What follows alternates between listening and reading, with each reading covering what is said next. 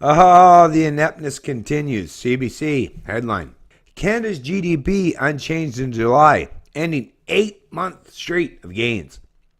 First time in 8 months the economy didn't expand. But let me just say, first and foremost, that when you're talking about GDP, that stands for gross domestic product. Basically, in aggregate, the culmination of all economic activity in this country. And here's the crazy part: economic activity includes debt, right? So what they're saying is that could even include, okay, so Canadians didn't take on more debt, right?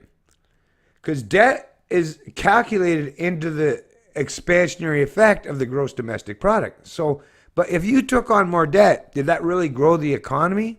No, right?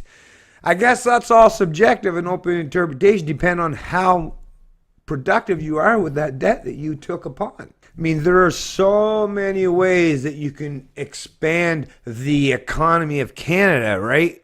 Expanding Canada's GDP numbers through what?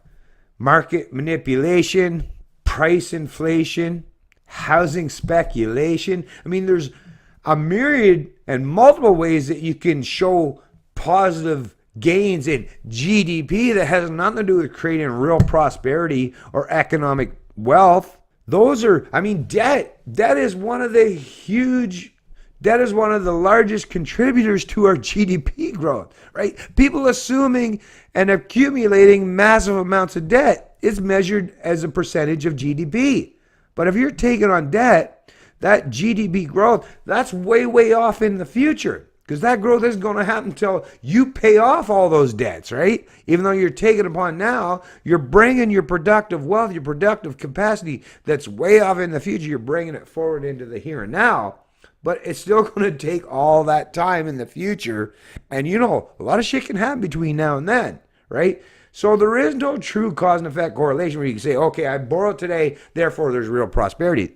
Think about the businesses that fail continually all the time, or people that, you know, assume more debt than they can actually pay off and have to go some kind of restructuring or refinancing or bankruptcy. Was any real economic growth truly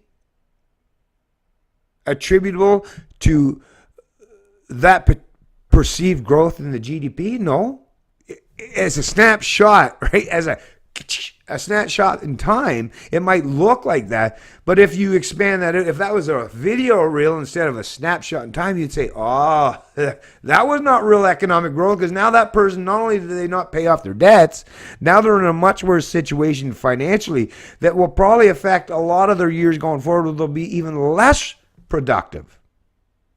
So like I say, there is no genuine cause and effect correlation when you're talking about GDP numbers as far as like how each individual prospers in the economy.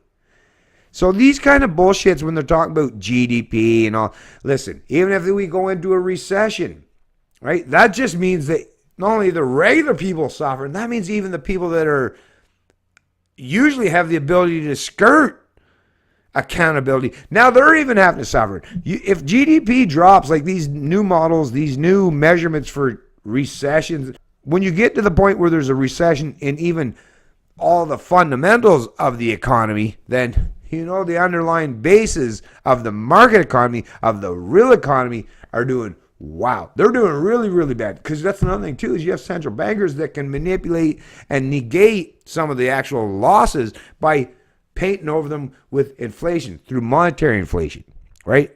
Through printing money and creating some speculative environment of where there's actual growth, when it's not real growth. It's just people said, hey, let's just print a whole shitload of money and look like it's growing, right? Quantitative easing, that's another term they use for it. So come on, let's get back to basics, folks, because these macroeconomic fundamentals, very few people, as we know, actually fucking understand them. For you as an individual, though, you know in your own personal life when you're actually benefiting, right? Fuck these aggregate numbers that these central planners use, because that doesn't have really any correlation with what your real life experience is. Aggregate GDP numbers are just something that speculators and central planners use to trick your mind, right, into doing what they want you to do economically and socially. We got to be wiser. We got to be smarter. I am. I'm trying to help you out so you can be too. It's Canadian Libertarian, and I love liberty.